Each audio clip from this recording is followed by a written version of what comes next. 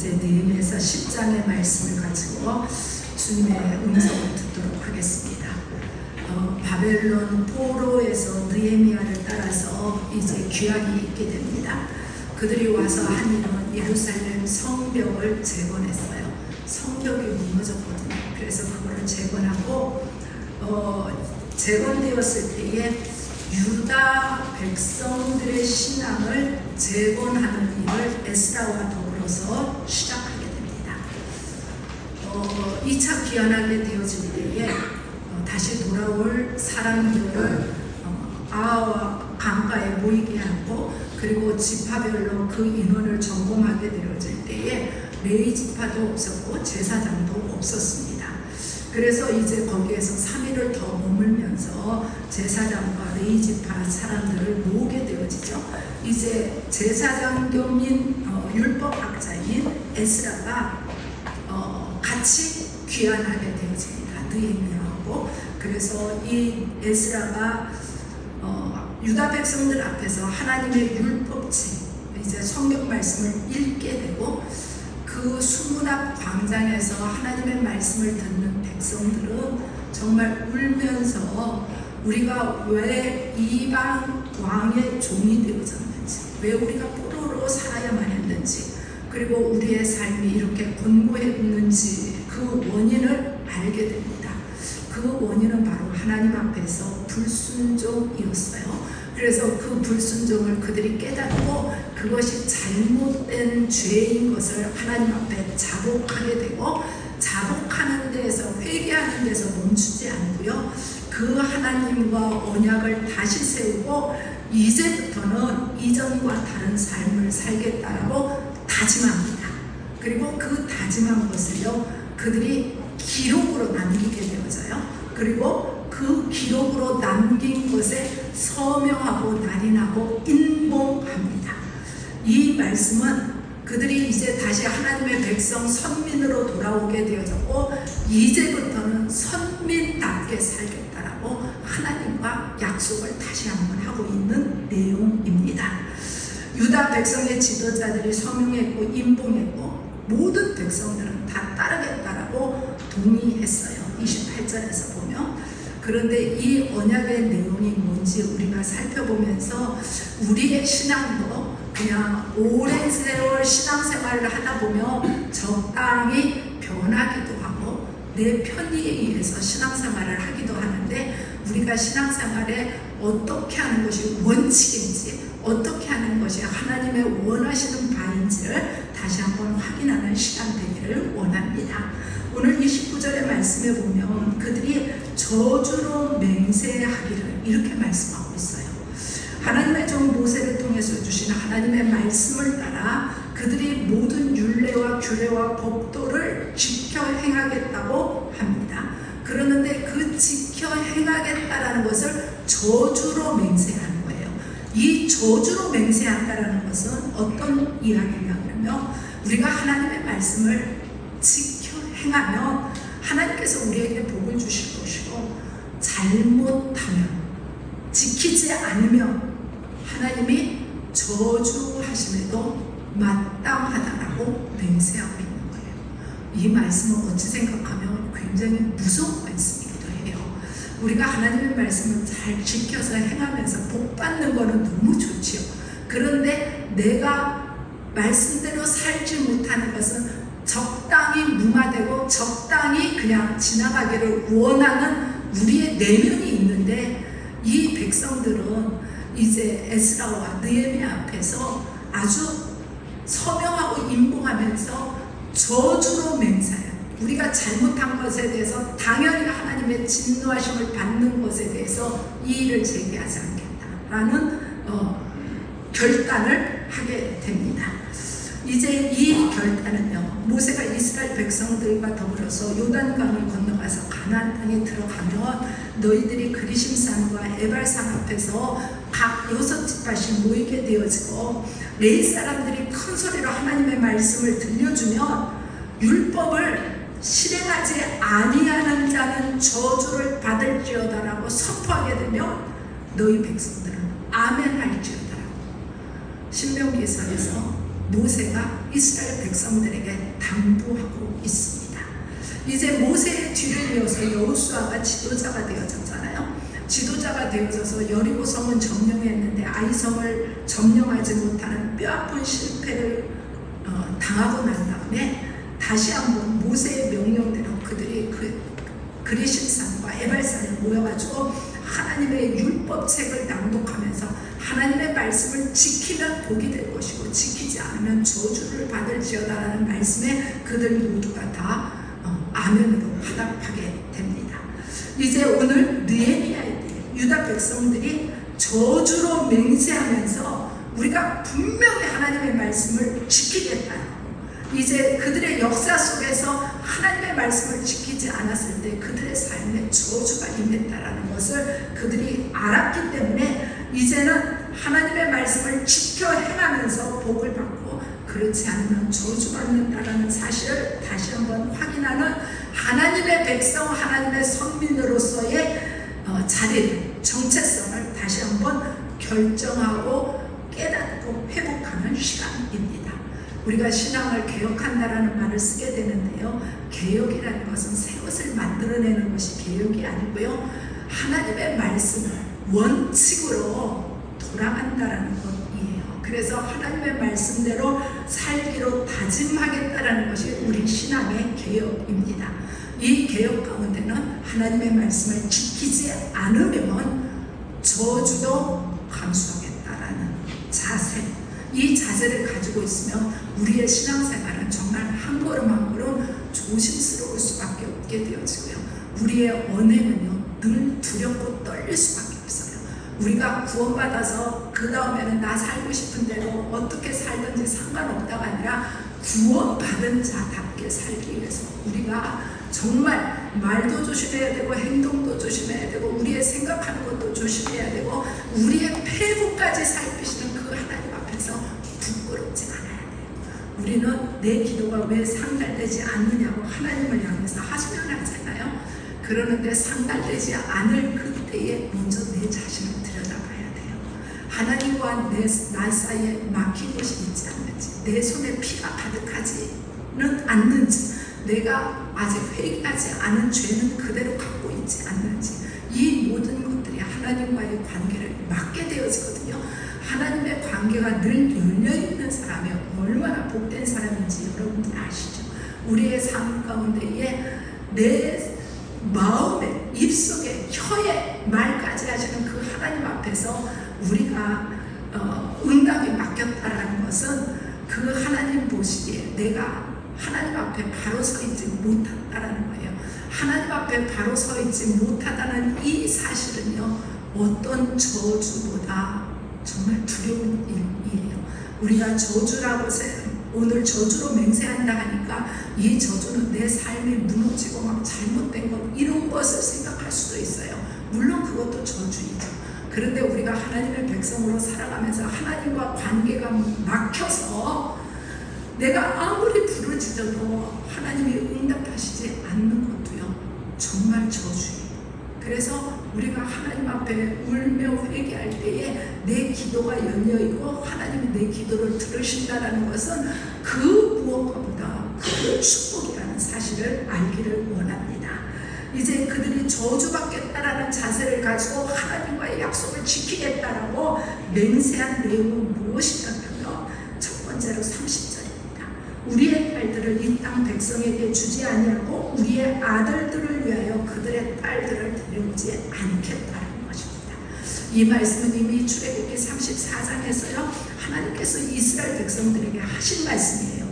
내가 그들의 딸들을 내 아들들의 아내로 삼음으로 그들의 딸들이 그들의 신을 음란하게 섬기며 내 아들에게 그들의 신을 음란하게 섬길까 할까 함이니라고 경계하셨어요. 율법에서 이방인과 결혼하는 거 금지하고 있습니다. 그러면 이스라엘 사람들은 굉장한 배타주의적인 삶을 살아가라는 것, 하나님의 명령인가? 이렇게 생각할 수 있어요. 그런데 그게 아니고요. 이스라엘로 하여금 영적으로 순수함을 지니게 하라는 하나님의 사랑입니다.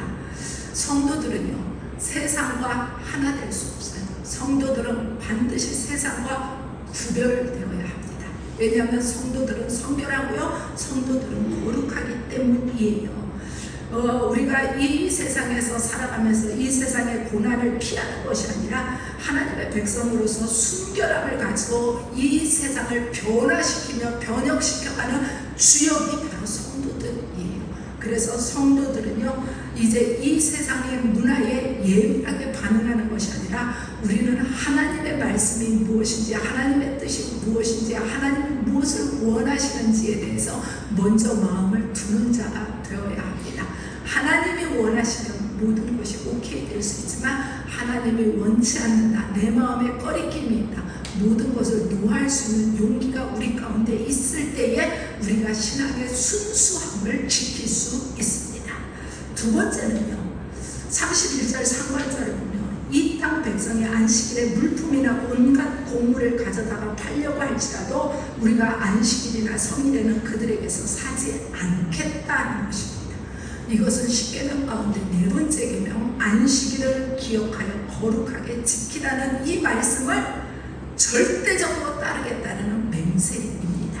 안식일에 상행위를 금지하고요, 세상을 먹고 사는 일 때문에 피곤하거나 고역에서 벗어나서 안식일만을 하나님으로 인해서 즐거워하고 하나님 앞에 예배드리는 것이 바로 안식일입니다.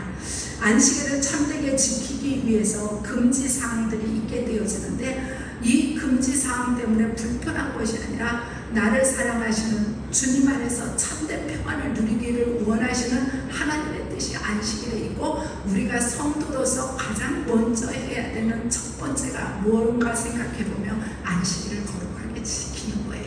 안식일에 하나님 앞에 나와 예배드리는 일이 우리의 삶의 우선순위에 있어야 합니다.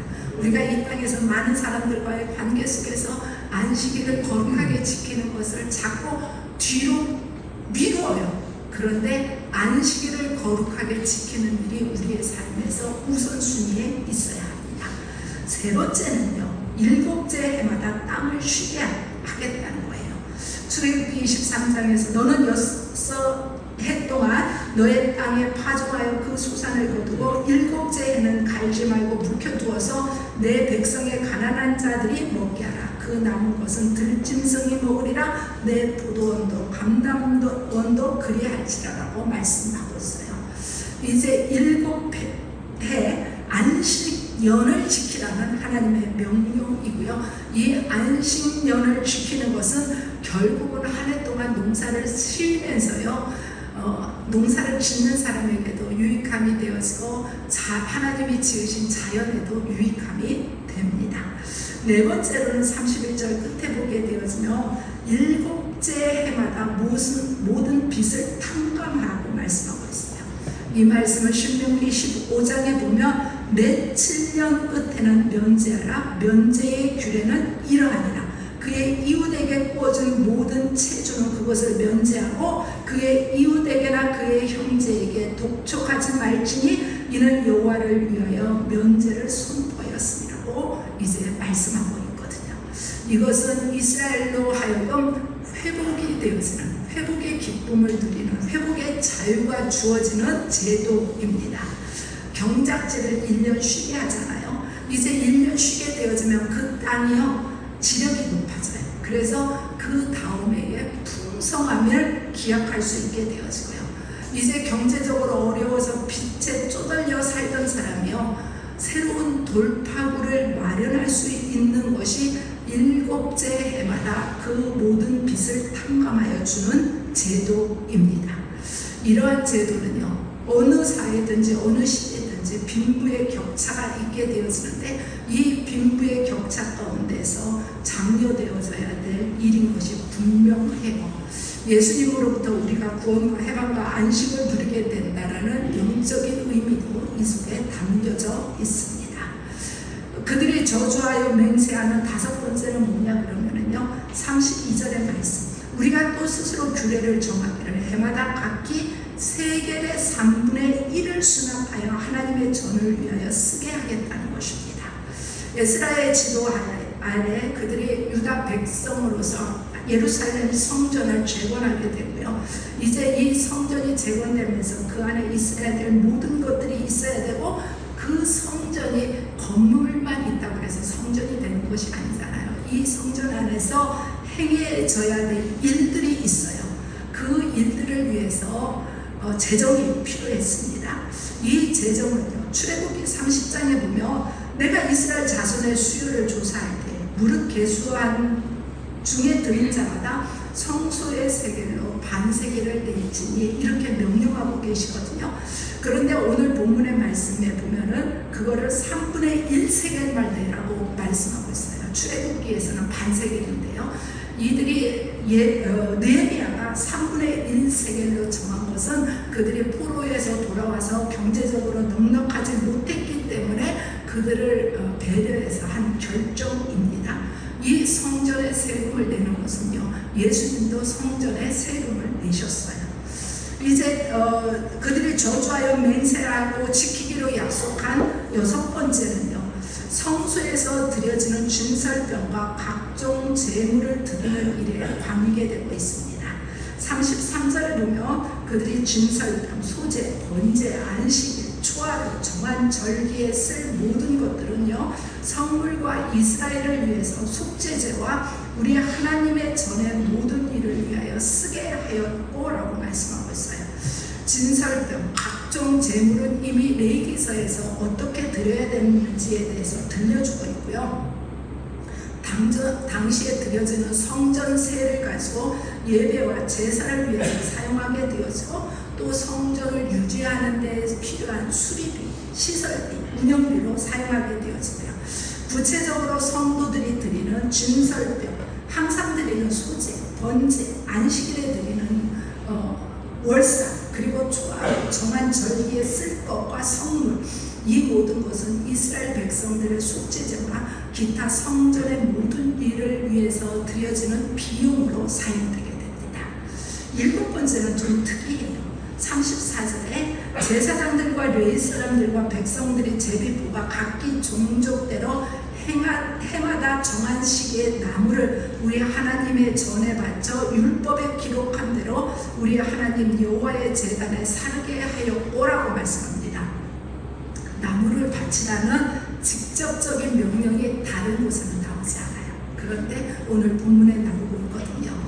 이 나무의 용도는요, 레위기서 6장에서 말씀하는 제단 위에 불이 항상 피워서 꺼지지 않게 할지니, 이제 나무를 그 위에 태우고 번제물을 그 위에 벌려놓고 화목제의 기름을 그 위에서 불사를 치며 불은 끊임없이 제단 위에 피워 꺼지지 않게 할지니라고 말씀하고 있어요. 지금은 불을 피운다라는 것이 그렇게 어려운 일이 아닌데요, 당시에는 불을 꺼뜨리면 그 불을 다시 살린다는 것이 어려운 일이었어요. 그래서 불 살리기 위해서 불을 꺼뜨리지 아니하고 주의하고 그 불을 피워 놓도록 되어져 있습니다. 그래서 제단에 불이 꺼지는 일이 없게 하기 위해서 이제 지속적으로 나무가 공급되어져야 되고, 이 공급되어지는 나무를 그들이 하나님 앞에 드리겠다라고 맹세한 내용입니다. 8번째는요, 35절에 해마다 우리 토지의 소산의 만물과 각종 과목의 첫 열매를 여호와 전에 드리기로 하였다는 것입니다. 하나님의 법대로, 율법대로 이제 하겠다라는 뜻을 드러낸 것이죠. 출애굽기 23장에 보면 내 토지에서 처음 거둔 열매의 가장 좋은 것을 가져다가 너희 하나님 여호와의 전에 드릴지니라라고 말씀하고 있어요. 하나님 앞에 드릴 때는요, 처음 것을 드립니다. 하나님 앞에 드릴 때는요, 좋은 것을 드려요. 이것이 유다 백성들의 뜻이었고요. 이것은 땅에서 나는 식물만 그치는 것이 아니라 사람도 그렇고 짐승도 그러했어요. 오늘 36절에서 보면 우리의 맏아들들과 가축의 처음 난 것, 소와 양과 처음 난 것, 이렇게 말씀하고 있거든요. 출애굽기 13장에서도 이제 모든 태에서 처음 난 것을 구별하여 하나님 앞에 돌린다고 말씀하고 있고요.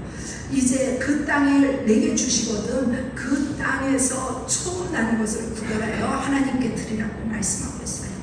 첫 열매, 처음 난 것, 이것은 요즘은 이렇게 많이 하지 않는 것 같아요. 그러는데 이전에 우리가 농사를 짓던 때는 처음 것, 이제 첫 열매, 처음 나는 것 정말 구별해서 하나님 앞에 드리는 기쁨이 있었습니다.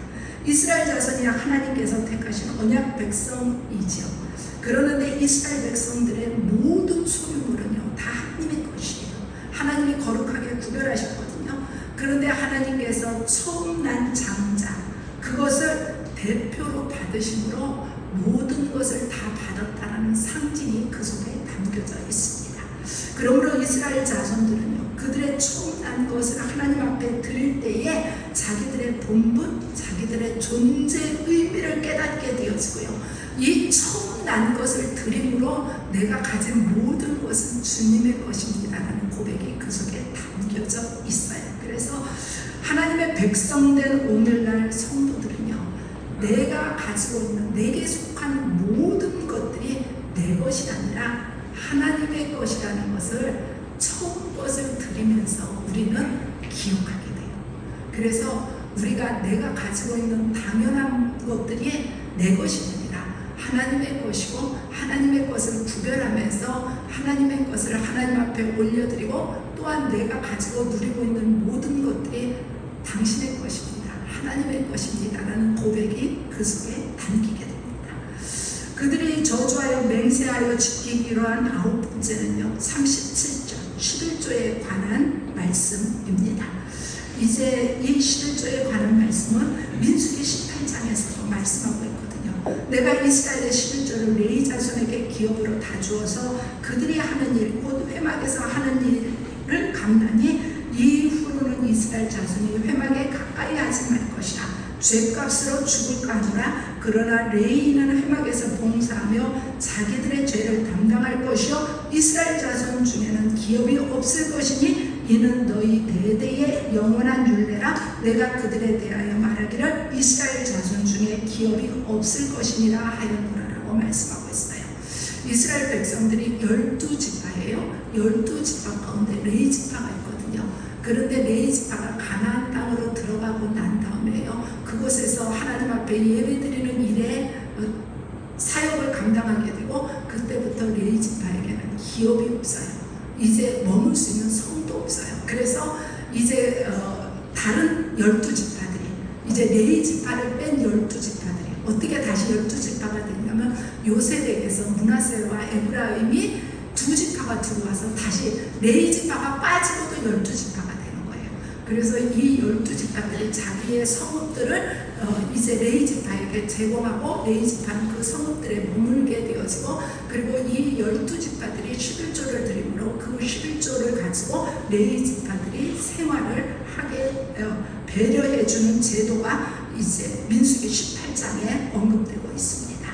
이 레위지파들은요 땅을 경작해가지고 그 소출을 먹고 살지 않고 오직 그냥 하나님의 성전의 일만 하게 하기 위함입니다. 그래서 그들이 성소에 들어가는 일들은요 이제 백성들이 다 해야 되는데 백성들이 하지 않고 그 일을 대신해서 레위지파들이 하게 되어지고요.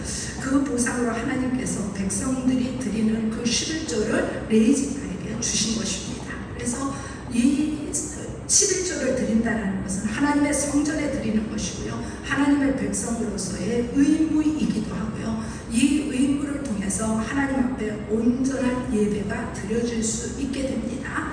이제 이 레위 지파들이 이렇게 이제 한 일을 그리하여 우리가 우리 하나님의 전을 버려두지 아니하리라. 이제 레위 지파들이 온전히 하나님의 전에서 일함으로 하나님의 전을 버려두지 우선순위에서 두 번째가 되지 않고 이제 레위 지파들이 하나님이 주시는 공급하는 것이 없다 그러면 그들의 삶이 우선순위가 될 거예요. 그런데 삶이 우선순위가 되는 것이 아니라 하나님의 전이 우선순위가 되는 삶을 살게 됩니다. 그래서 레위인들에게 돌아가야 되는 이 11조를 온전하게 돌아가지 않게 되어지면 그것은 레위인들을 버리는 것이 아니라 하나님의 전을 버려두는 것이라는 뜻이 담겨져 있습니다. 이렇게 9가지의 내용들, 느헤미야를 비롯한 온 백성들이 언약한 내용입니다. 이 내용들은 물론 율법을 통해서 이미 여러 번 말씀해 주셨어요. 그런데 이들이 바벨론 포로에서 다시 돌아와가지고 하나님 바벨론 포로가 되어진 이유를 그들이 깨닫게 되었고 이제 다시는 바벨론 포로로 노예로 살지 않겠다라고 그들이 결단하면서 저주로 맹세한 내용들을 우리가 살펴보았습니다. 하나님의 성전을 새로 짓기만 했지 진정한 의미의 하나님의 성전이 되지 못한 상태였는데 느헤미야와 에스라를 통해서 그들이 하나님의 말씀으로 다시 돌아오고 하나님의 말씀대로 살겠다라고 결단하게 되어지고 하나님의 말씀대로 살지 않으면 저주가 임한다라는 것을 서로 이제 임봉하여 소명하게 되어지고 이제 하나님의 말씀대로만 살아서 하나님의 복을 받아 누리겠다라는 확실한 증거를 삼는 장면이 오늘 10장의 내용이에요. 우리가 하나님의 말씀대로 돌아간다, 말씀대로 살기로 구체적으로 다짐한다라는 이야기이겠죠. 우리가 하나님의 말씀에 대해서 안다라는 것은 크게 의미가 없어요. 하나님의 말씀을 지식으로 쌓는 거 이거는 참된 믿음이 아닙니다. 우리가 하나님의 말씀을 알잖아요. 알면은요 우리와 의지와 그리고 우리의 행함 실천을 더해서 나아갈 때에 거기에 믿음이라는 것이 있는 거거든요. 우리의 신앙의 개혁은요 우리가 의지적으로 결단해야 돼요. 지정의가 다 그 속에 머물러 있어야 합니다. 하나님의 말씀을 따라서 실천하고 살기로 끊임없이 다짐하면서 하나님이 베푸시는 복이 얼마나 큰지를 이제 한 주간 받아 누리는 우리 모두가 되기를 주님의 이름으로 축복합니다. 기도하겠습니다. 사랑과 은혜가 많으신 하나님, 우리 사랑하는 성도들 이미 하나님의 말씀을 묵상하며 익히 알고 있는 말씀들이지만 느헤미야가 백성들과 다시 한번 저주하여 맹세하면서 하나님의 백성으로 돌아오기로 결단하고 그들이 언약하며 서명하고 임봉했던 것을 보면서 오늘 우리가 하나님의 말씀대로 살겠다고 우리가 성도로서 원칙대로 살겠다고 다시 한번 결단하고 주께로 돌아오는 자들 되게 하옵소서. 예수님의 이름